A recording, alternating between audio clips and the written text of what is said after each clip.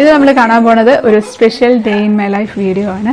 ചിക്കുവിൻ്റെ surprise ചീറ്റിപ്പോയതിൻ്റെ കുറച്ച് വിശേഷങ്ങളും പിന്നെ എൻ്റെ ബർത്ത്ഡേക്ക് എനിക്ക് കിട്ടിയ സർപ്രൈസുകളും സമ്മാനങ്ങളും അതിൻ്റെയൊക്കെ വിശേഷങ്ങളൊക്കെ കാണാം.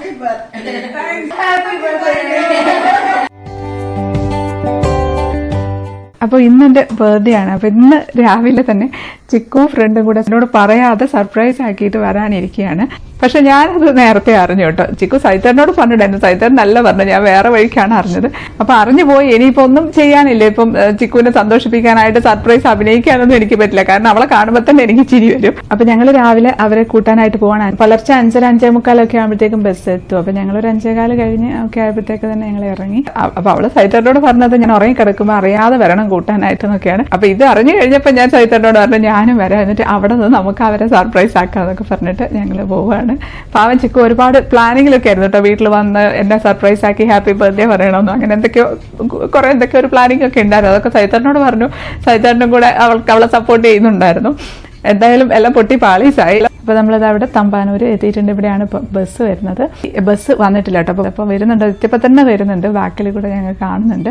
അപ്പോൾ ബസ് അങ്ങ് ഫ്രണ്ടിലേക്ക് പോയിട്ടോ. അപ്പം ഞാൻ ഇറങ്ങി കാറിൻ്റെ ബാക്കിൽ നിൽക്കുകയാണ്.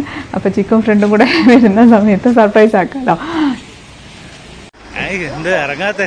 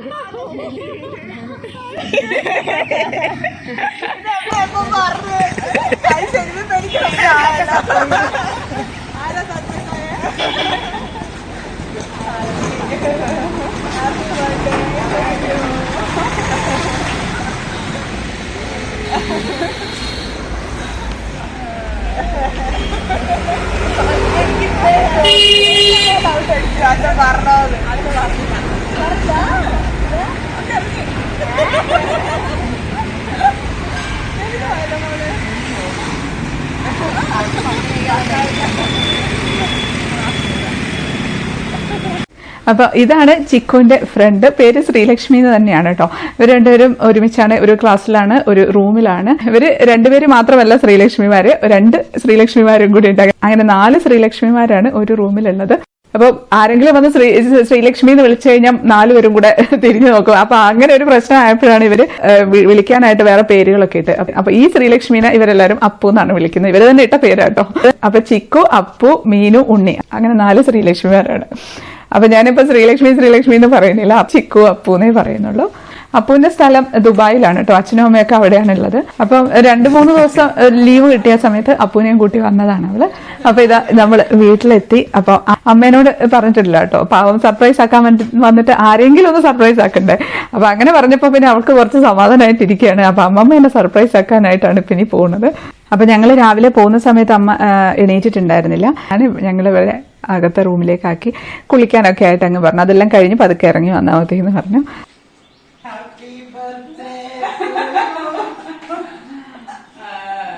അപ്പൊ അമ്മ അമ്മയുടെ മെഡിറ്റേഷനും മോർണിംഗ് റൂട്ടീനും ഒക്കെ കഴിഞ്ഞ് ഇറങ്ങി.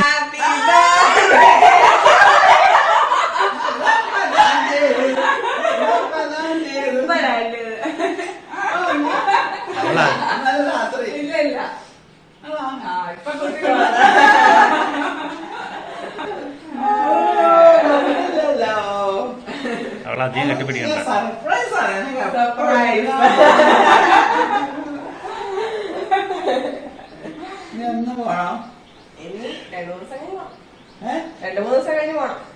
അങ്ങനെ ഇവിടെ ഇരുന്ന് കുറെ സമയം ഇരുന്ന് വർത്താനമൊക്കെ പറയാണ്.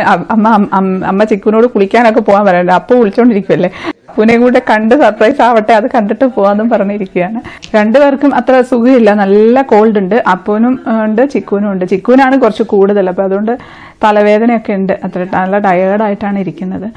അപ്പൊ അപ്പു കുളിച്ച് വന്ന് അതിന്റെ അകത്തോട്ട് ഇങ്ങനെ നീങ്ങിയത് കണ്ടു. അപ്പൊ അമ്മയ്ക്ക് ഇങ്ങനെ അവിടെ എന്തോ ഒരു നിഴല് കണ്ടു എന്ന് പറഞ്ഞിട്ട് അമ്മ ഇതിൽ ആരെങ്കിലും ഉണ്ടോ എന്നൊക്കെ ചോദിച്ചോണ്ടിരിക്കുകയാണ്.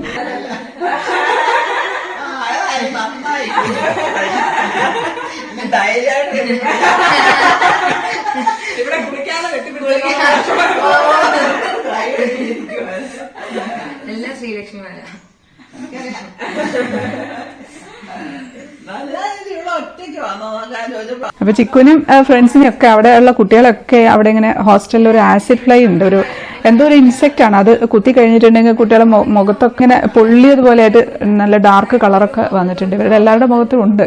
അപ്പോൾ അതൊക്കെ ഇങ്ങനെ പറയുമായിരുന്നു അമ്മേനോട്.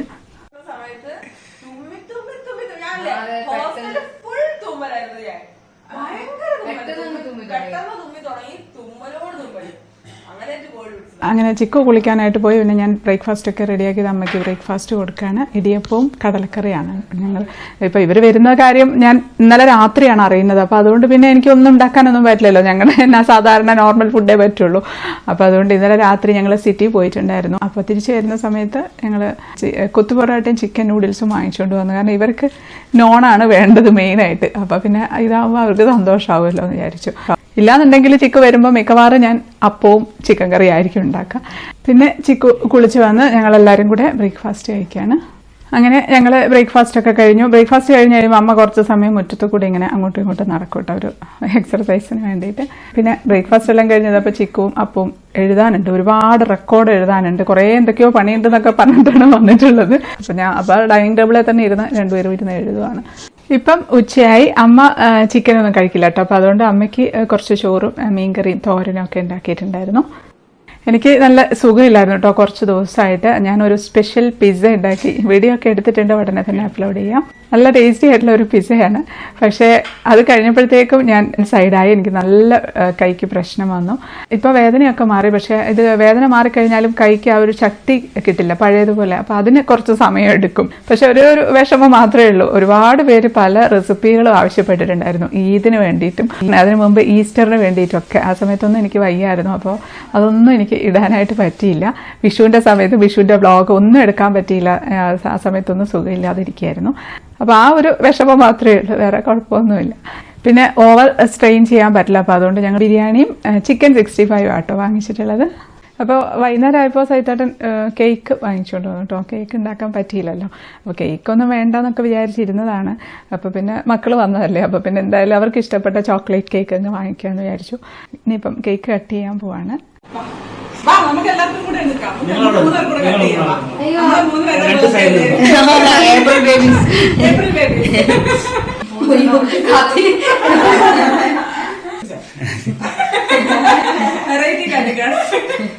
Happy birthday to you.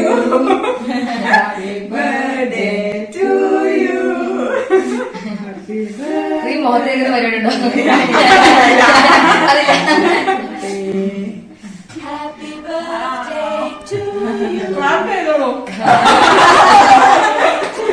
you. May good luck go with. Happy birthday to you.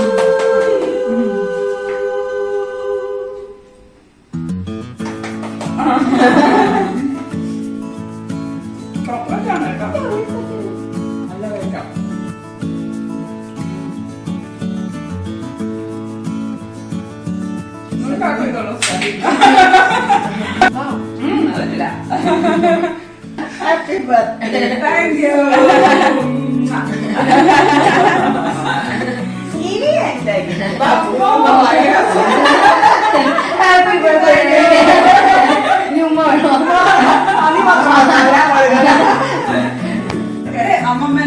അമ്മമ്മക്കുള്ള gift. ഇത് അമ്മയ്ക്ക് ഒരു സാരി വാങ്ങിച്ചതാണ് കേട്ടോ. എൻ്റെ ബർത്ത്ഡേ എന്ന് പറഞ്ഞാണല്ലോ, അമ്മയായ ദിവസമല്ലേ. അപ്പോൾ പിന്നെ അമ്മയ്ക്കൊരു സാരി എടുത്തു. അമ്മയ്ക്ക് ഭയങ്കര ഇഷ്ടമാണ് ഈ പ്രിന്റഡ് സിൽക്ക് സാരി. അപ്പോൾ ഞാനത് കണ്ടപ്പം അത് എടുത്തതാണ്.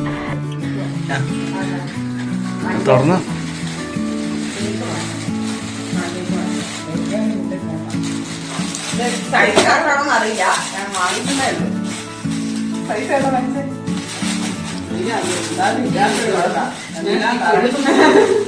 അല്ല ഓ അടിപൊളിയാണ്.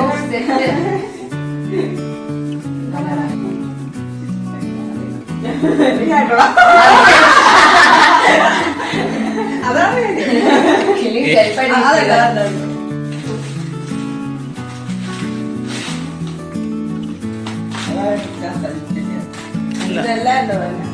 ഇതെല്ലാം ഇവിടെ ഗിഫ്റ്റാ.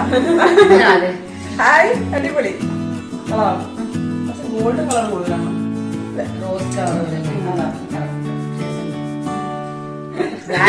ഇഷ്ടല്ലേ? ഇനി അടുത്ത ദിവസമാണ് കൂടി ഉണ്ടല്ലോ. എന്താന്നറിയില്ല.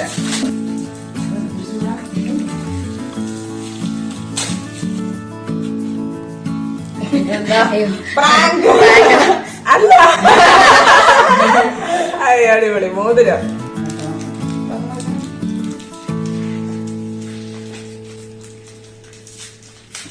പ്രാവശ്യം ആഘോഷമായിരുന്നു. കഴിഞ്ഞ പ്രാവശ്യം ഞാൻ തന്നെ വാങ്ങിച്ച് ഞാൻ തന്നെ വീഡിയോ എടുത്ത്. ഹായ് അടിപൊളി കേട്ടോ. നല്ല ഭംഗി. ഇല്ല ഇല്ല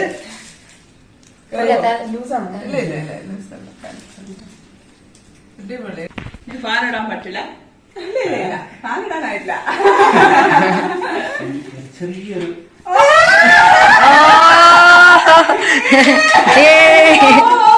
സർപ്രൈസ് ആയി പോയല്ലോ.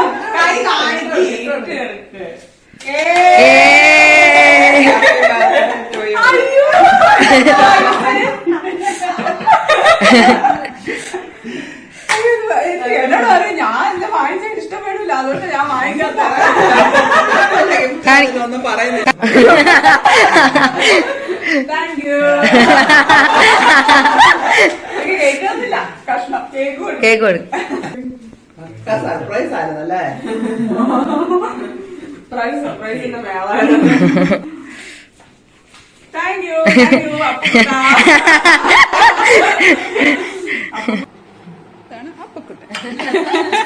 ആരും അറിയണ്ട. ശ്രീലക്ഷ്മിയാണ്. ശ്രീലക്ഷ്മി 2 ശ്രീലക്ഷ്മി. അപ്പൊ സാരി ഞാനൊന്ന് കാണിക്കാം കേട്ടോ. ഇതിപ്പോ അമ്മേന്റെ ഗിഫ്റ്റാണ്. ഞങ്ങളോട് വാങ്ങിക്കാൻ പറഞ്ഞ ഞങ്ങള് ഇന്നലെ പോയിട്ട് വാങ്ങിച്ചതാണ് കേട്ടോ. അപ്പം അവിടെ നിന്നിട്ട് ഉടുത്ത് നോക്കുമായിരുന്നു. വേറെ ഒരു സാരി കണ്ട് എനിക്ക് നല്ല ഇഷ്ടപ്പെട്ടൊക്കെ ഉടുത്ത് നോക്കിയപ്പോ എനിക്ക് പിന്നെയാണ് ഇത് കണ്ടത്. അപ്പൊ പിന്നെ ഇതങ്ങ് എടുത്തു. നല്ല നല്ല ഭംഗിയുണ്ട്. നല്ലൊരു കളർ സാരി.